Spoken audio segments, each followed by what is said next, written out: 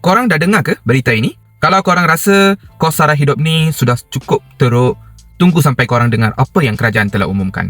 Semalam secara rasmi kerajaan telah umumkan langkah penjimatan.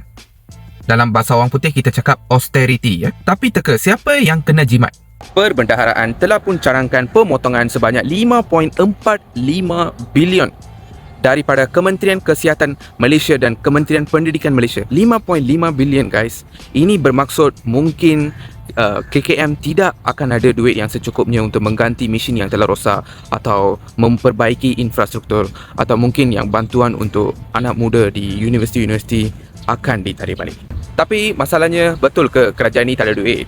Duit itu ada, tetapi duit itu tidak ada dengan rakyat biasa. Ia bertimbun di atas meja orang kaya, bank account kroni dan orang kaya raya. Kekayaan bilioner ya, atau amount bilioner juga dijangka akan bertambah 39% di Malaysia menjelang 2031.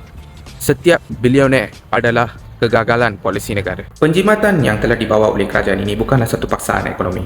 Ya, ia adalah keputusan politik sebab mereka memilih untuk memotong bajet untuk Kementerian Kesihatan dan Kementerian Pendidikan berbanding bermula daripada orang yang terkaya di atas, bilioner-bilioner, jutawan-jutawan yang ada duit yang terlalu banyak di atas. Mereka sepatutnya kena fikir cara untuk mencukai bilioner-bilioner, syarikat-syarikat yang ada keuntungan yang tinggi, tetapi mereka rela untuk potong bajet kita untuk orang marahan. So 1 Mei ini bukanlah sekadar cuti umum, ia juga adalah satu hari untuk kita menuntut hak kita sebagai rakyat biasa, sebagai marhain di negara ini. Kita kena lawan naratif tak ada duit ini. Kita kena tuntut hak kita. Jumpa saya dan ribuan rakyat lain di Masjid Negara 1 hari bulan Mei, 3 petang.